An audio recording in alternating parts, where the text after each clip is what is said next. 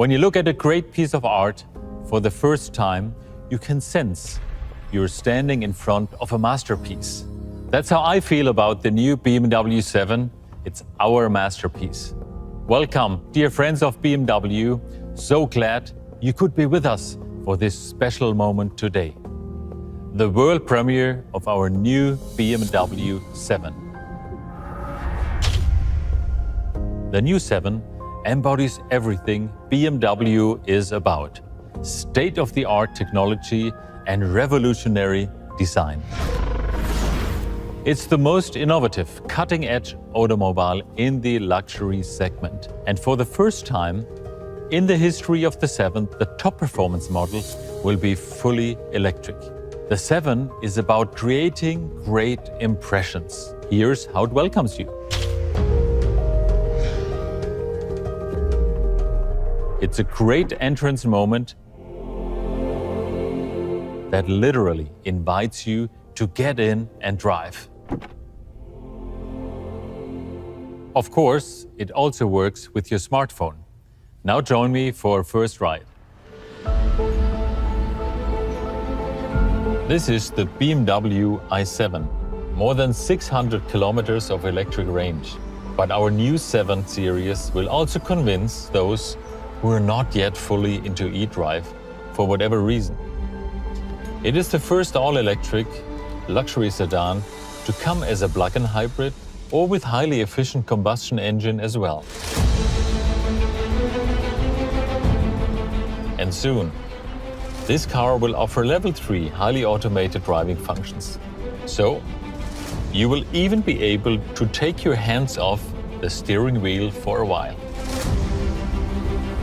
The 7 Series is one of the best cars to be driven in too. How does it feel? A bit like this, I would say. The rear of the 7 is a very special place. A place to feel comfortable.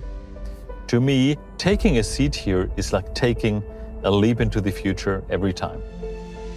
And speaking of impressive moments, one of my favorite highlights is hidden here: the BMW theater screen. But more on that later. Regarding technology, take my word for it, this car has everything a car can possibly have. And it's all sustainably manufactured, as you would expect from BMW. The BMW 7 is a masterpiece of German engineering and far ahead of its time. Great art moves the hearts and minds. The new 7 does even more. It moves bodies, hearts, and minds. You simply have to experience it for yourselves firsthand.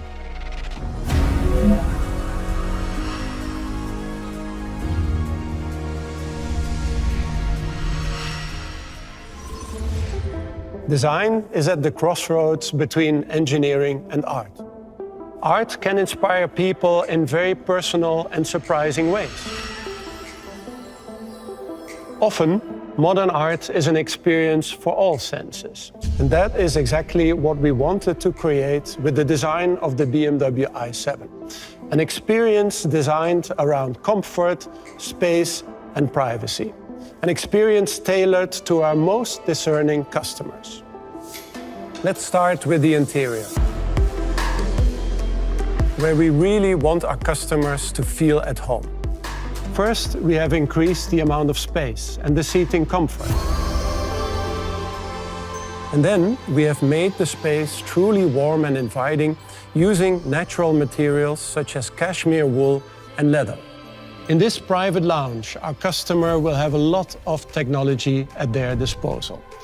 But following our new ShyTech approach, the number of switches has actually been reduced. In the front of the car, you will find our curved display, now in combination with our brand new interaction bar.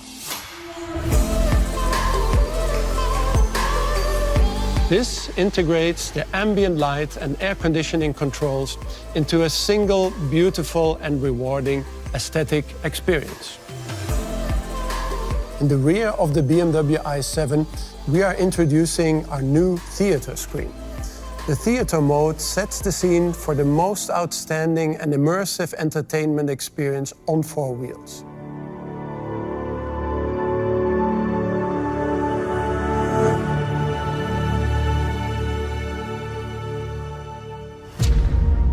Looking at the exterior, the BMW i7 has a strong presence and very clean, monolithic shapes.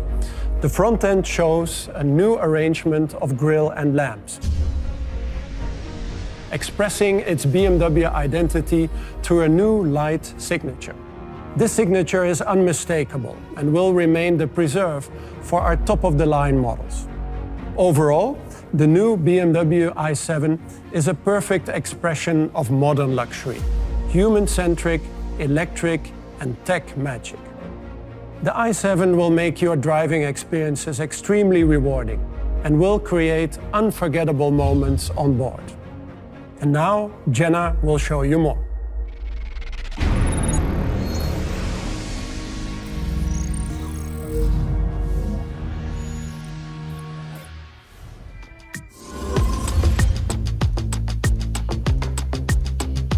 Wow. Let's go check out some more. Now, on to one of my favorite features, which is My Modes. Okay, what are we in the mood for? Expressive, relax, digital art. I hear that relax activates the massage. And now I'm gonna test out the features of the captain's chair. As much as I like driving, I really like lounging. But I am curious because Adrian van Hooijdonk mentioned something about the theater screen. Let's try it out.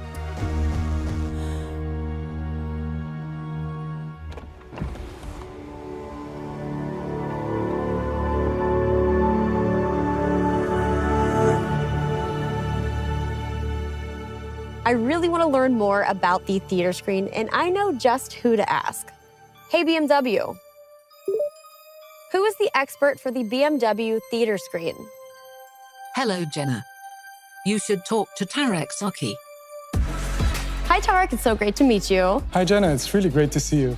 Now, tell me a little bit about what makes the BMW theater screen so special. So the BMW theater screen is a rear seat entertainment system with an ultra-wide 31-inch touch display that is more capable than ever.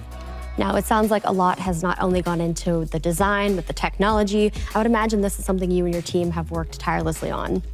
Indeed, I can tell you that the entire team has really put genuine care to create a product that our customers would truly love. And you can combine the system as well with the magical 4D diamond surround sound from Bowers & Wilkins with over 30 speakers that are perfectly positioned to create a crystal clear audio quality. It's definitely one thing to hear the audio, but to be able to feel it in the seats, it really does give it that 4D experience, which really takes it to the next level. Correct. It's like your private 4D cinema lounge at the back seat of your car. And the built-in Amazon Fire TV gives access to a wide variety of content so that passengers can enjoy streaming videos, listening to music, playing games, and many more, all while on the road. And you'll also have the capability to connect your personal devices via an HDMI input. So it sounds like the passengers in the back have quite some entertainment. What is it like for the passengers in the front? I'm glad you asked. For the first time, the driver and the front passenger can also enjoy video-on-demand services, for example, while parking or charging. You've probably seen we've integrated YouTube over the entire width of our large control display. And this is just the beginning of a new era of in-car entertainment experience. So what you're saying is you can actually watch my YouTube channel in the BMW? I'd love to watch it. Now that we have all of the entertainment covered, I think there's only one thing left for me to do. I'm gonna go for a ride. Have fun and enjoy. It was great seeing you. Great to see you. Okay, now let's go outside. Oh yeah, this looks great.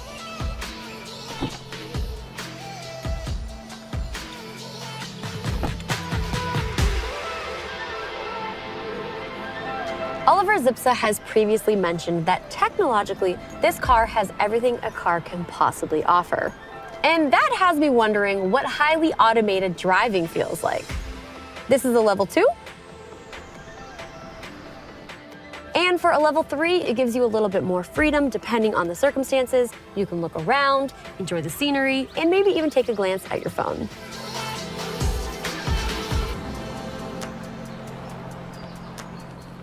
The i7 really is a car that moves bodies, hearts, and minds. And on that note, I have to say goodbye, but I will see you guys again soon.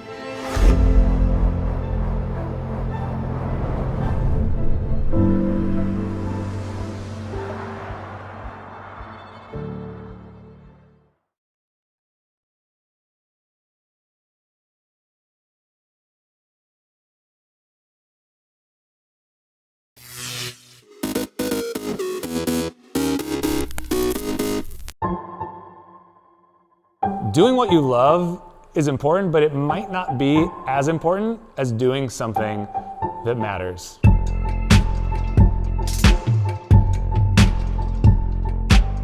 Cat & Cloud really got started with an idea that work could be better than it is. I used to work at the skate shop in the town where I grew up, and skating was basically my entire life. All of my social connections and everything I did revolved around skateboarding. And when I got hurt, I didn't want to work in the skate shop anymore because it was too painful to be around all of those things and not be able to participate. I needed a job, so I talked to my friend who worked down the street. He's like, dude, you hang out in the coffee shop all the time. Why don't you just come work here? It'll be totally chill. And I was like, huh, I always drank coffee, never thought about working in coffee. And I did, and immediately I was just bit by the espresso bug. I became incredibly enchanted about this mysterious brown liquid. Where did it come from? I don't know, and that was the beginning of it. Most people have somewhat of a dysfunctional relationship with the work that they do. Work is very transactional. You go to work, you put in your time, you get a paycheck, and that's the end of it. I'd worked at a couple different coffee shops that were really awesome. My current business partners at Cat & Cloud, we were all working there together, and we all loved working there. But there was this cultural piece that was missing, and really what the three of us all wanted was a little bit more creative freedom and to kind of tap into that idea of what could work be if we put a lot of focus on healthy workplace cultures and really investing into the employees that are along for the ride.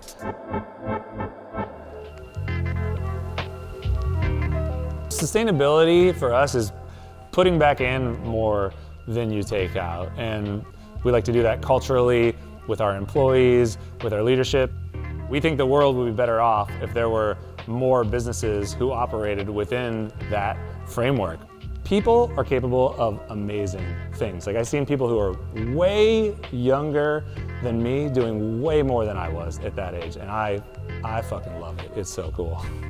I didn't even know that I loved coffee. I landed in coffee by accident. All I know is if there's something that I connect with and if I feel empowered to do a good job within that thing, good things happen. If you're going forth in the world, I think it's really important that you put out your best effort, that you show up and give everything your all, because you never know what might happen. Like, I have my dream job and it's absolutely by accident.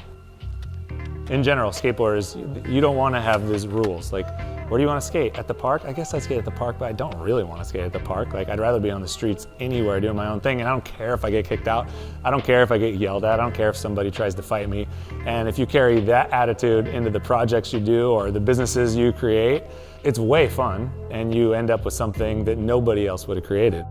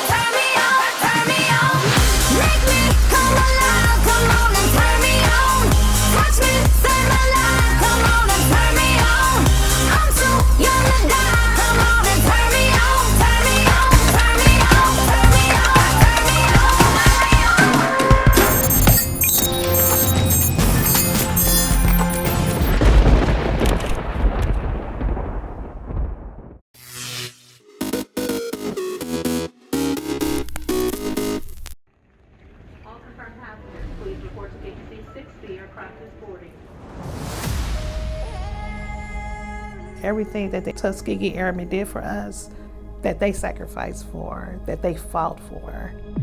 I want to continue that journey. So I'm part of that history and carving a way for the next generation.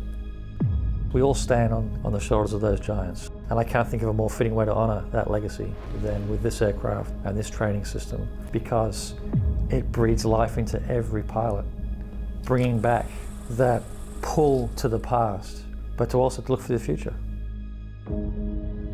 It is very personal. It's been a remarkable journey from when we first started to this point, and becomes very emotional as you think about all the people that have put their heart and soul into that aircraft.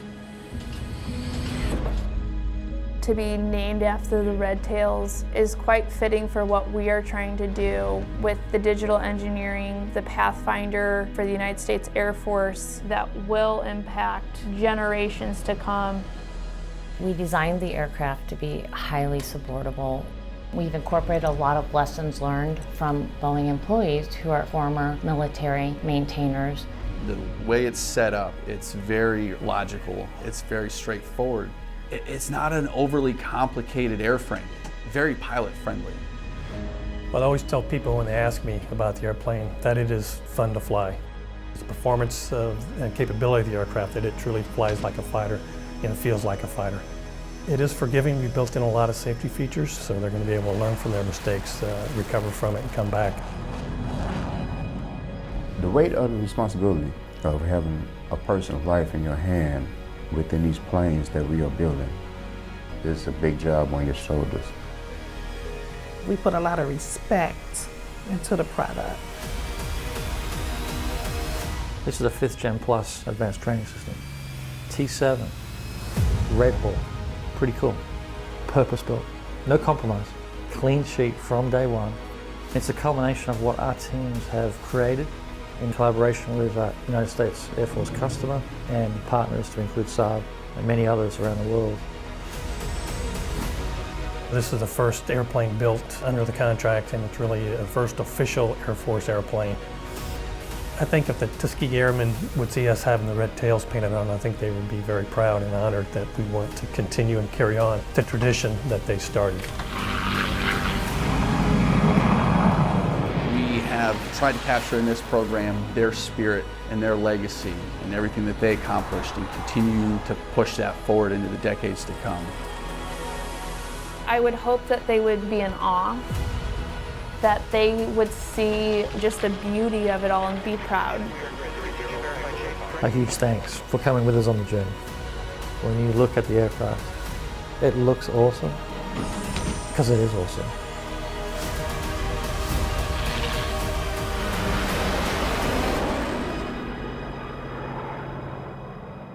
If I could talk to the Tuskegee Airmen about the legacy, I would let them know that, hey, I appreciate you. I appreciate what you guys did for the country. And then I appreciate being able to work on a historic plane. I think they'll love it. I think they'll fall in love with it.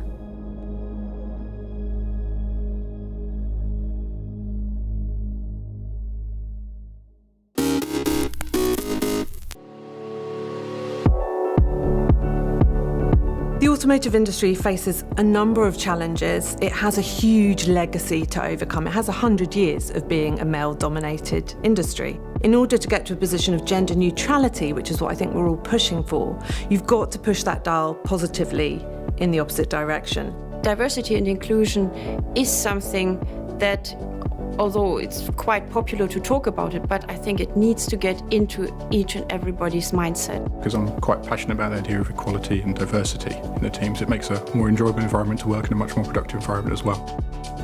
Young women need to be able to see people like themselves in these careers. That's a vital part of outreach activities in general, is to ensure that those young people can see how they could be involved in these careers in the future. I am one of the newest graduates at Bentley. I'm one of the people who's very keen to see more women in automotive, more women in engineering in general, and I would really love to be a part of furthering Bentley's inclusion of women in engineering. I think it's important for Bentley to play an active role in inspiring young women, because we want to to increase the number of females that there are within the automotive industry, and being quite a well-known company, it's really important that we advocate that and are at the forefront and help change the industry. I think it's incredibly important that we get young women excited and engaged with STEM, particularly engineering, computing, science. So if you want a really excellent product, you obviously need people who are representatives of the groups that are going to be using those products in the design team, because they can bring that understanding to the table as part of the design process. Digital skill sets, data scientists, software developers, etc., has been more effective in getting a more diverse group to apply for it and to explore it as for education. Mentoring is a great opportunity to showcase to women what kind of opportunities are there, maybe outside of your comfort zone. Sometimes people lack confidence, not necessarily capability, but helping, supporting and mentoring somebody can help build that confidence, show them what they can do, show them what they're excellent at. Up until recently, I had never had a formal mentor. They'd always been quite informal, but it was something that helped me build confidence and belief in myself and helped me go for opportunities where I maybe wouldn't have gone for them without that third person and that support. I've also been mentored by some people at Bentley through my early career as an engineer. There have been many influential women and other engineers as well throughout my life, and I've been lucky to benefit from all of them and have mentors throughout different sectors, both in engineering, in personal life and in business as well. I think Bentley genuinely deserves huge recognition for what it's doing. To my mind, Bentley is one of the few brands who have been out there for years now pushing a diversity and inclusion agenda. They've been thinking with their brand and their products about how to appeal to a more diverse audience and customer base. We see an essential business need for including women and diverse groups into the workforce in order to create multi-perspective view on things, to generate creativity. This is exactly what we need to tackle the challenges ahead of us.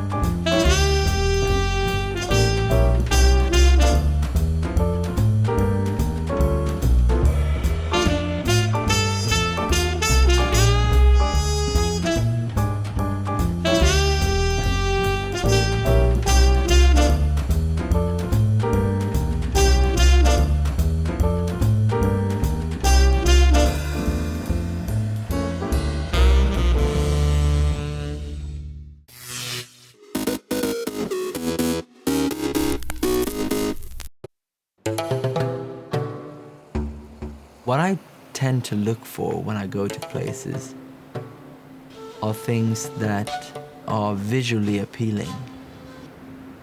When you walk down the sand dunes here in St. Lucia, just thinking of the old shipwrecks or the explorers, the first thing they saw was these long beaches and impenetrable forest. They still look exactly the same. I can't imagine there are many places in the world where you can see tons of things in one day. I want to pinch my arm and say, this can't be true. I'm in the middle of this. I think the uniqueness is that it's diverse. You could peel off layer after layer and you'll find more and more things. It's all here for you to just be part of.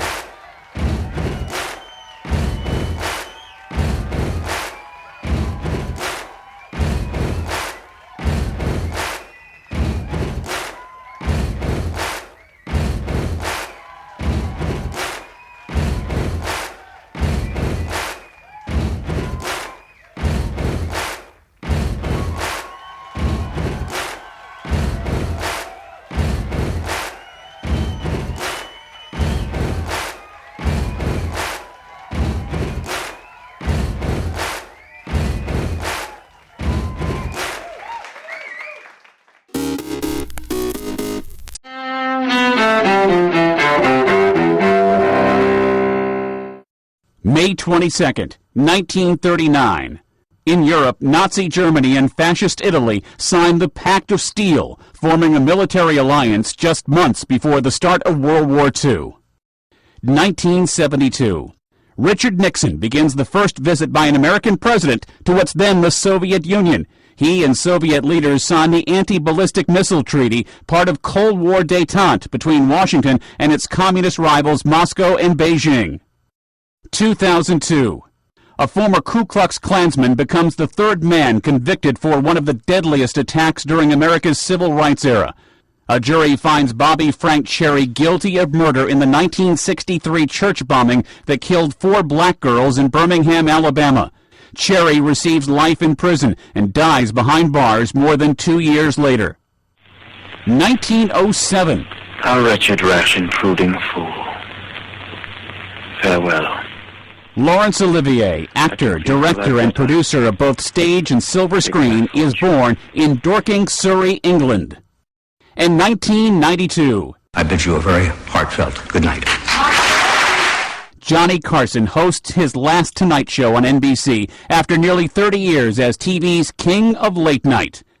Today in history, May 22nd, Ed Donahue, The Associated Press.